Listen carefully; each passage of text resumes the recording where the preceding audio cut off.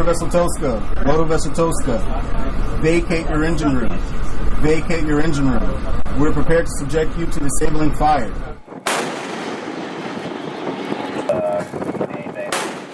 ዛሬ በመካከለኛው ምስራቅ ያለው ውጥረት አዲስና አስፈሪ ምዕራፍ ላይ ደርሰዋል። በአንድ በኩል ዲፕሎማሲያዊ ጥረቶች በፓኪስታን እስላማባድ የተሞከሩ ቢሆንም በሌላ በኩል ደግሞ በባህር ላይ የተከፈተው ፍጥጫ ዓለምን ለከፋ የነዳጅ ቀውስና ለቀጥተኛ ጦርነት እየጋበዘ ይገኛል። የአሜሪካው ፕሬዝዳንት ዶናልድ ትራምፕ ቱስካ የተሰኘውን የኢራን የንግድ መርከብ በአሜሪካ ባህር ኃይል ቁጥጥር ስር መዋሏን በይፋ ማስታውቋል። ኢራን በበኩሏ ይህንን ድርጊት የታጠቀ የባህር ላይ ወንበዴነት ስትል ጠርተዋለች። ዛሬ በትንታኔያችን ትራምፕ ምን ያሉ ነው? የኢራን ቀጣይ እርምጃ ምን ሊሆን ይችላል? የሆርሙዝ ወሽመጥ መዘጋት በዓለም ኢኮኖሚ ላይ የሚያሳድረው ተጽዕኖና የጄዲ ቫንስ የፓኪስታን ጉዞ ስኬታማ ይሆናል ወይ የሚሉት ነጥቦች በጥልቀት የምንመለከት ይሆናል። Donald Trump says US Marines have seized a vessel in the Gulf which tried to break the American blockade of Iranian ports. He's posted on social media that US forces stopped the ship by blowing a hole in its engine room. It's not clear if there were any casualties. በትላንትናው በእሁድ ዕለት የዓለምን መገናኛ ብዙሃን ትኩረት የሳበው ትራምፕ በራሳቸው ትሩዝ ሶሻል ገጽ ላይ ያሰፈሩት ጽሑፍ ነበረ። 900 ጫማ ርዝመት ያላትና ክብደቷም ከአውሮፕላን ተሸካሚ መርከቦች ጋር የሚስተካከለው ቱስካ የተሰኘችው የኢራን የጭነት መርከብ በአሜሪካ ባህር ኃይል ተመታ ተይዛለች። ትራምፕ እንዳሉት መርከቧ የአሜሪካን የባህር ላይ እገዳ ጥሳ ለማለፍ ስትሞክር ማስጠንቀቂያም ተሰጥቷታል። ሆኖም ማስጠንቀቂያውን ባለመቀበሏ የአሜሪካ ባህር ኃይል በመርከቧ የሞተር ክፍል ወይንም ኢንጂን ሩም ላይ ጥቃት በመሰንዘር ማቆሟታል። መርከቧ አሁን በእጃችን ናት፣ ምን እንደያዘችም እየፈተሽን ነው ብለዋል ትራምፕ። ይህ እርምጃ አሜሪካ በኢራን ላይ የጣለችው የባህር ላይ እገዳ አካል ነው። ትራምፕ ኢራን በድርድር ጠረጴዛ ላይ ተቀምጣ አዲስ ስምምነት እስካልፈረመች ድረስ ይህ እገዳ እንደሚቀጥልም ብለዋል። ትራምፕ በንግግራቸው ውስጥ እጅግ ጠንከር ያሉ ቃላትን ተጠቅሟል። ኢራን አሜሪካን በጥቁር ገበያ ማስፈራራት አትችልም ያሉ ሲሆን ስምምነት ላይ ካልደረሱ ግን የኢራንን ድልድዮችና የኃይል ማመንጫ ጣቢያዎች በሙሉ አወድማለሁ ሲሉ ዝተዋል። የኢራን ምላሽ ፈጣንና ቁጣ የተሞላበት ነበር። የሀገሪቱ ከፍተኛ ወታደራዊ እዝ ሐተም አልአንበያ ባወጡት መግለጫ አሜሪካ የተኩስ አቁም ስምምነቱን ጥሳለች ሲሉም ከሰዋል። ኢራን እንደምትለው ከሆነ መርከቧ የንግድ መርከብ እንጂ የጦር መርከብም አይደለችም።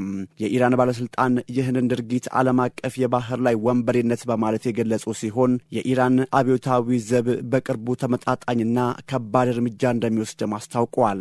ይህ የኢራን ዛቻ በቀጥታ የሚያነጣጥረው በሆርሙዝ ስትሬት ወይንም ስትሬት ኦፍ ሆርሙዝ ላይ በሚንቀሳቀሱ የአሜሪካና የአጋሮቿ መርከቦች ላይ እንደሚሆንም ይገመታል።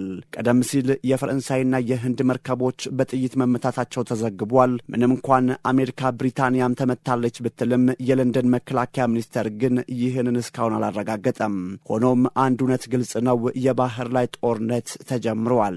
በዚህ በፈረቃ ጦርነትና በለዘብተኛ ፍጥጫ መሃል ዲፕሎማሲያዊ ጥረቶችም እየተደረጉ ነው።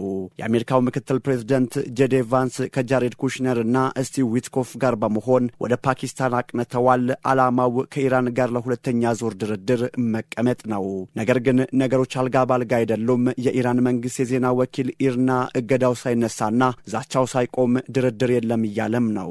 የኢራኑ ፕሬዝዳንት መሱድ ፔዚሽያን ከፓኪስታኑ ጠቅላይ ሚኒስትር ሸህባዝ ሸሪፍ ጋር ቢወያዩም ከአሜሪካ ጋር ስለመደራደር እስካሁን አረንጓዴ መብራት አላሳዩም። የሁለቱ ሀገራት የተኩስ አቁም ስምምነት በሚመጣው ረቡዕ ያበቃል። እስከዚያው ድረስ ስምምነት ላይ ካልተደረሰ ቀደም ሲል ለ5 ሳምንታት የዘለቀውና በመካከለኛው ምስራቅ ታይቶ የማይታወቅ ጥፋት ያደረሰው ጦርነት በድጋሚ ሊቀሰቀስም ይችላል። ትራምፕ ግን አቋማቸው ጽኑ ነው። ወይ ስምምነቱን ተቀበሉ፣ አለበለዚያ የሚሆነውን ለማድረግ ክብር ይሰማኛል የሚል መርህም ይዘዋል።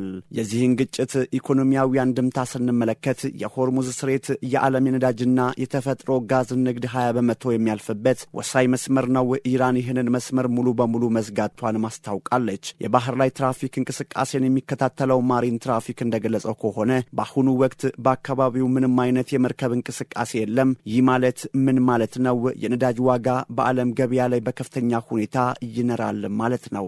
በተለይ እንደ ህንድ እንዲያሉ ሀገራት መርከቦቻቸው ጥቃት የደረሰባቸው መሆኑ ለዓለም አቀፉ ማህበረሰብ ትልቅ ራስ ምታትም ሆኗል። ቦትስዋናና አንጎላ ሳይቀሩ መርከቦቻቸው በኢራን ባህር ላይ እንዲመለሱ ተደርጓል። ትራምፕ ግን ይህንን እንደ ጥቁር ገበያ ማስፈራሪያ ወይንም ብላክሜል ነው የሚቆጥሩት። አሜሪካ በነዳጅ ራሷን የቻለች ሀገር መሆኗ ለትራምፕ ድፍረት ቢሰጣቸውም የአውሮፓና የኢሲያ አጋሮቻቸው ግን በከፍተኛ ስጋት ውስጥ ናቸው። አድማጮቻችን አሁን ያለንበት ሁኔታ እጅግ አሳሳቢ ነው። በአንድ በኩል ትራምፕ በከፍተኛ ጫና ወይንም ማክሲመም ፕሬሸር በመጠቀም ኢራንን ለድርድር ለማንበርከክ እየሞከሩ ነው። በሌላ በኩል ኢራን ደግሞ በሉዓላዊነቴና በኢኮኖሚ ላይ የሚመጣውን ማንኛውንም ጥቃት በኃይል እመክታለሁ እያለች ነው። የጄዲ ቫንስ የፓኪስታን ጉዞ የመጨረሻው የዲፕሎማሲ ድል ሊሆንም ይችላል። ረቡዕ የሚጠናቀቀው የተኩስ አቁም ስምምነት ከመድረሱ በፊት አንዳች ተአምር ካልተፈጠረ በቀር መካከለኛው ምስራቅ ወደ ሰፊ ጦርነት ልታመራም ትችላለች። የዚህ ግጭት አሸናፊ ማን ነው? ለጊዜው መልሱ ግልጽ ባይሆንም ተሸናፊው ግን የዓለም ሰላምና የዓለም ኢኮኖሚ መሆኑ አይቀሬ ነው። ትራምፕ እንዳሉት ቱስካ መያዟ ለኢራን ጥሩ አልነበረም። ነገር ግን የድርጊት ለዓለምስ ምን ይዞ ይመጣ ይሆን? ጊዜ መልሳለው።